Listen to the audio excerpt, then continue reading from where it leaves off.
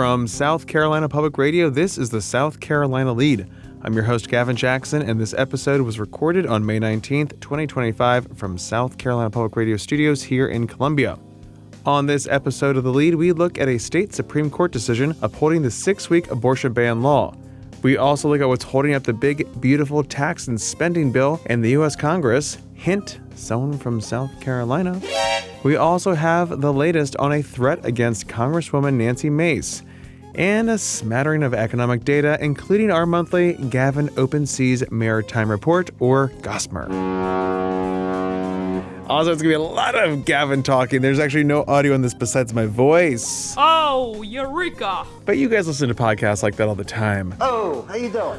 Speaking of podcasts, we're going to have a live Lede taping event in Aiken at Good Girl Brewing on June 12th at 6 p.m., featuring not just myself, Gotcha. not just reporter Maayan Schechter, Gotcha. but a special guest. Senate Majority Leader Shane Massey will also be there. Whoa! So put that on your calendar now, June 12th at 6 p.m., Good Girl Brewing in Aiken.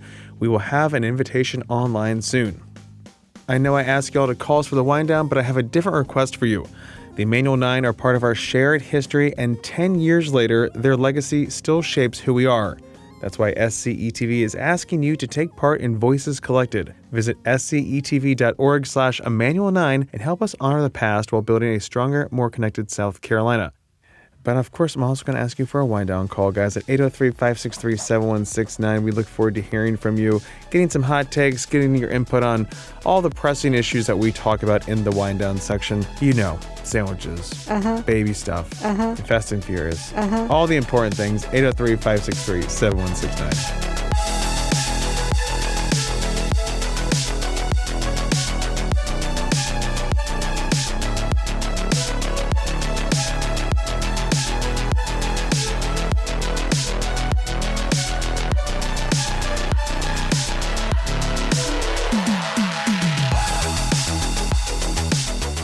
All right, let's look at what's on tap for this week at the State House. Obviously, they're out of session, but the Budget Conference Committee is holding their first meeting on Tuesday.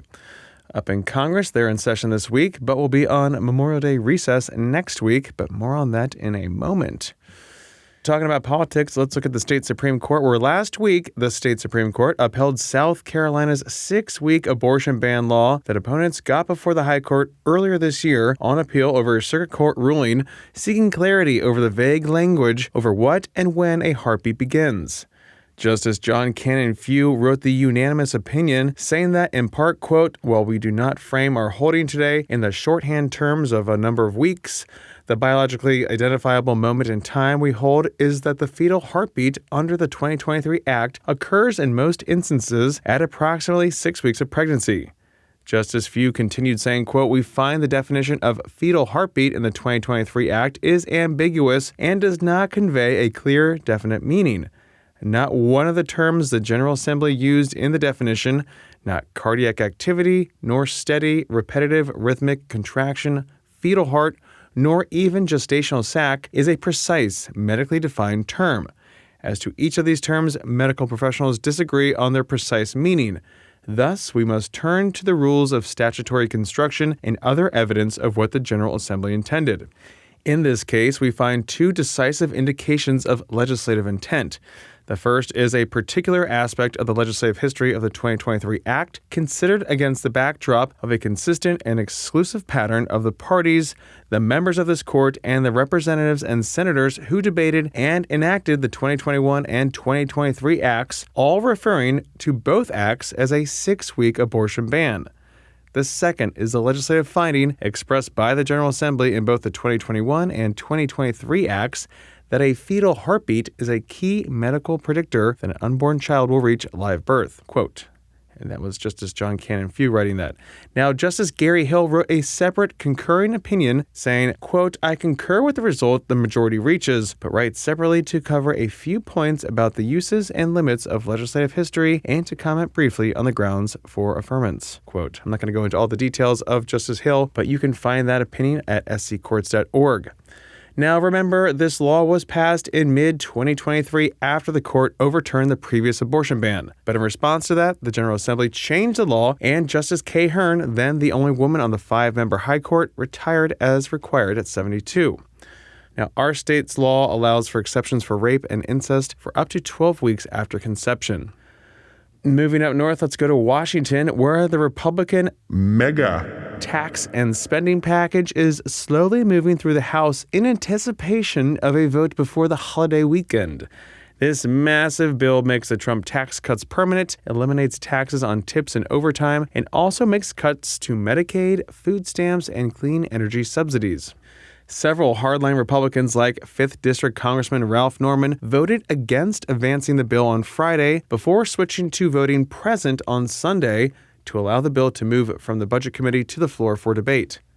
Politico reports that Norman told reporters that Republican leaders put their commitments to the GOP holdouts in writing. Those promises, Norman said, include speeding up enforcement of several policies in the bill, including Medicaid work requirements, nixing green energy tax perks enacted during the Biden administration, and revoking Medicaid benefits from undocumented immigrants. So we will see what happens with the big, beautiful bill that will probably be voted on, hopefully by Thursday. That's what the leadership is looking for. But still, even if it passes the House, it's going to get all changed in the Senate. So a lot for a little right there. You guys know how it goes. Sticking with Congress, 1st District Republican Congresswoman Nancy Mace announced on Thursday that Samuel Theodore Kane, a transgender person from Greenville, was arrested for threatening to murder her. On April 26, Kane posted publicly on Twitter, quote, "I'm going to assassinate Representative Nancy Mace with a gun, and I'm being 100% dead ass," quote. Now, dead ass is slang for real, serious. Mace said in a statement, quote, "Capitol Police and SLED moved fast on this death threat, and they should. No one should face murder threats for calling out radical gender ideology. This isn't just about me. It's an attack on free speech, rule of law, and anyone brave enough to speak the truth about biology," quote. Now, Kane is charged with threatening the life of a public official and is currently being held at the Greenville County Detention Center. In South Carolina, on our books, threatening the life of a public official is a felony offense. A conviction can result in a fine up to $5,000 and imprisonment for up to 5 years or both. A judge denied Kane bond on Friday, saying they posed a credible threat. And a 2026 campaign trail update. Lee Johnson, an engineer and businessman from Greenville, launched his campaign for U.S. Senate on Wednesday, challenging Lindsey Graham. Johnson is a Democrat. Next up in our grab bag, we're going to get some economic data. Econ Pod is here, folks. Let's start with inflation, everyone's favorite. The annual inflation rate for April slowed to 2.3%. That's the smallest increase since 2021, per the Labor Department last week. The rate rose 0.2% for the month. Excluding volatile food and energy prices, the core CPI also increased 0.2% for the month, while the year-over-year level was 2.8%. But most importantly, Y'all ready for this? The egg index. That's right, folks. Egg prices dropped 13%, though they were still up 49% from a year ago. Looking at retail sales, another economic indicator, Reuters reports that U.S. retail sales slowed sharply in April as the boost from consumers front-loading major purchases ahead of tariffs faded, and consumers pulled back on spending elsewhere amid economic uncertainty. How's your ennui out there? Retail sales edged up 0.1% last month after an upwardly revised 1.7% surge in March, this according to the Commerce Department's Census Bureau. Now, sales increased 5.2% on a year-over-year basis in April. Checking our credit rating here, on Friday, Moody's dropped the country's credit rating from AAA to AA1. But citing the growing burden of financing the federal government's budget deficit and the rising cost of rolling over existing debt amid high interest rates, this according to CNBC. Now, Moody's had been a holdout in keeping U.S. sovereign debt at the highest credit rating possible, and it brings the 116-year-old agency into line with its rivals. Now, other agencies have already done this, like we're saying. Standard & Poor's downgraded the U.S. to AA+ from AAA in August 2011, and Fitch Ratings also cut the U.S. rating to AA+ from AAA in August 2023. So, welcome to the party, Moody's. From land to air, Boeing. That's right. Qatar Airways announced a record-breaking order with Boeing for up to 210 of its wide-body aircraft, including the 787 Dreamliner built in North Charleston. This deal was announced last week as President Donald Trump was traveling throughout the Middle East. It would include 130 787 Dreamliners and 30 777-9s built in Washington, with the option for up to 50 more. So did you got that? We got 130 787s and 30 777-9s. Okay, and up to 50 more. The deal is valued at up to $96 billion with a B. Now, you might also remember back in early 2023 when the new Saudi Arabian airline Riyadh Air announced the order of 72 787-9 Dreamliners. The airline is set to begin operations later this year. Now, the North Charleston plant, the exclusive home of the 787, is set to raise its monthly production rate to 7 planes from 5 in the coming months. From the air to the sea. Another major economic indicator for our state is our ports. And welcome to the Gavin Open Seas Maritime Report.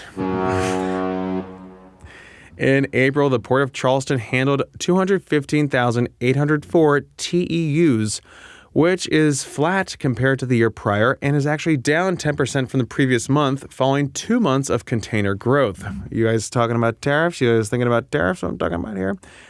Now, vehicle imports and exports at the Port of Charleston totaled 12,339 in April, representing a 32% decrease from last year and a 39% drop from March. SC Ports President and CEO Barbara Melvin said in a statement, quote, "As carriers and shippers navigate current market conditions, customers can count on SC Ports and our broader port community to deliver quality port service," quote. Plenty of freight still moving on 26, folks, and on the rails.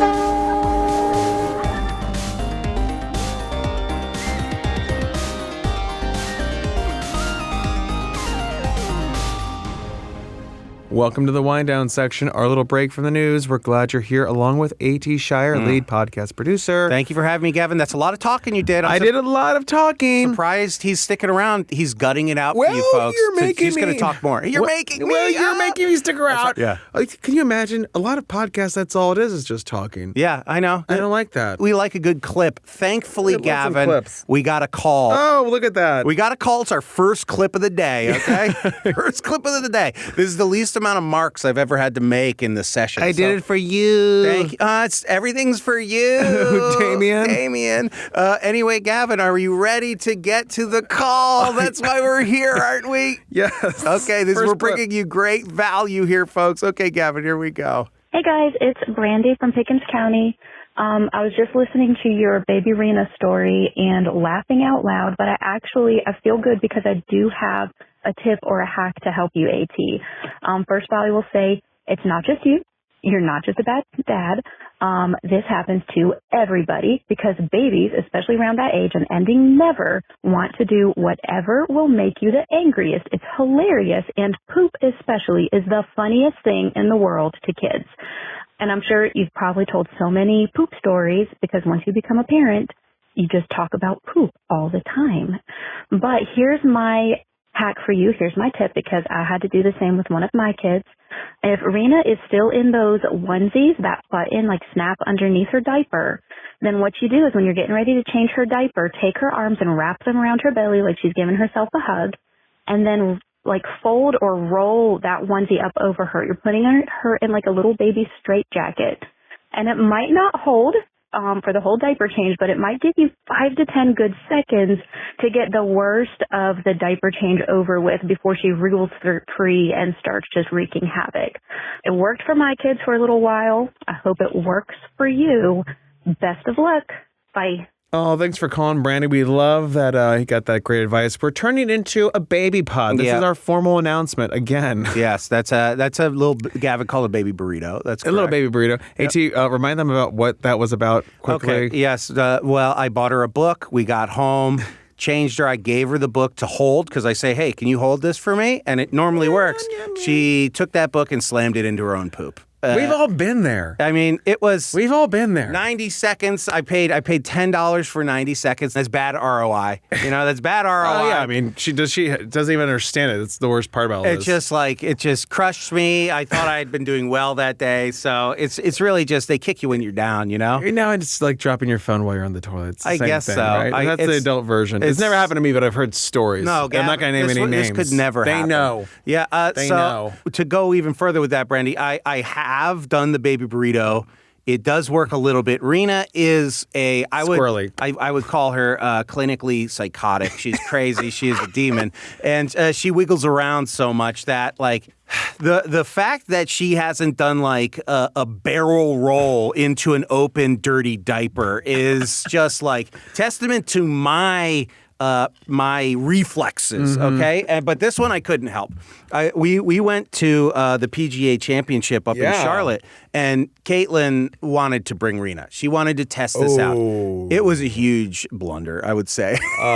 Because you park, and then it's like a 10-minute bus ride to get there, right? Yar. On that bus, she just wanted to throw her pacifier as far as she can. It was, and every seat was taken. This was a fully occupied bus, and I would see her wind up and throw it, and I was catching the pacifier like Spider-Man. Incredible. It was incredible. I was like, you look at your dad, Rena. He is killing this. This is amazing. But, like, she wanted to touch the stranger's head in front of us. She wanted to touch the stranger's head behind us. That doesn't change when you get older. One of my greatest fears, one of my greatest things I tried to avoid in my life occurred. I had the screaming baby on the bus. Oh, God, AT. Why? It was awful. Why? I hated it. I go, Caitlin, this is my nightmare. This is my Why'd nightmare. you guys do that? This was. I'm. You're doing things you said you weren't going to do. I did. This was not. If it were, I literally said to Caitlin the night before, I said, if she's not having a good day, no, I will stay with her and you can go. Wow, I will at the golf for this. Exactly. Listen to this, folks. But no. This reminds me. Yeah. Of when we were flying back from where were we? Orlando. It wasn't because Caitlin wasn't with you. We were coming back from somewhere. Yeah, and you were next to this new couple. They were a new couple, but they were like new parents. I would guess. guess this baby was now having a baby. I would say a 5-month-old. And I was sitting across the aisle from you. Yes, we were on our descent. We were in our final descent.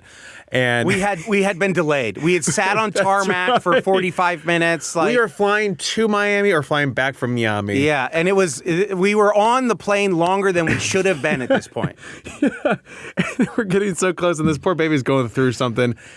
And right before we get down, I guess what the baby. It was in descent. It was the last 20 minutes of this flight. Minutes we should not have been on the plane. Yeah, and the baby lost it, right? Like just threw up everywhere. Threw up on everything. And you were like, it's parents, and then you're the third aisle seat. I'm right next to you across the aisle. Baby had been great the whole time. Yeah. And then just loses their lunch all over the parents, all over everything. And I turn and I go, oh, no. The look on your face. And Gavin just sees me and is like, what's wrong? And I said, this baby's throwing up all over the place. And I just moved my stuff so there was no barf on it. Yeah. And I moved seats because there was one open over there. Yeah. I just jumped out of there and the parents were effusively apologizing to me. And I said, it is okay. Yeah. It is the plane's fault. The baby should not have been here. And now here we are at the PGA Championship. At least the baby wasn't throwing up. She wasn't throwing up, but I felt all the eyes on me in a way that I don't like, and I'm a man who loves attention. Yeah. Okay. What? Yeah. I'm just learning about that. Yeah. Man. Oh man. You're like, oh. I hated it. I hated it. I honestly was excited for I wanted her to annoy a golfer in their backswing and get I was like, if I'm gonna try to make the most of this, I want to get yelled at by an official. I want to get yelled at by a caddy. I want John Rahm to glare at my child. That's what I was looking for. I didn't quite get it, but how was she on the course? I mean, bad. She was bad. She was bad. She was the worst baby I saw. Then why? They had a good setup for parents and stuff. They had an A-seed family center. It was really nice. It was a very well run tournament. But man, oh man, did we ever? You learned a lot that day. I learned a lot. I learned that I was right ahead of time. I learned that was right, you know? Jesus. Like, man, oh man, it was a mess, yeah. Yeah. Well, I'm just glad to be back in town after a long week traveling. Yeah, you had the opposite. all in really. Charleston, back and forth, and all the good stuff. Gavin had a lot of quality Ken Burns time. Oh my gosh, A Ken. testament to us not having a weekend pod last week. Oh yeah, I mean, best call you made. You saw through like my delusion. I'm like, last week is insane. Like if I had to do a podcast It would've been at the too end of the much. week, I It would would've be been like, too much. like I just lost my social battery. I'm just glad that we're here. I'm glad that we've made it. We've both faced down our Sisyphusian yes. tasks. we pushed the rock over the hill. Hopefully, Take that. that's right. Hopefully, this doesn't roll back on us. I think this time is gonna be good, baby. I think this time's gonna be different. We had a good.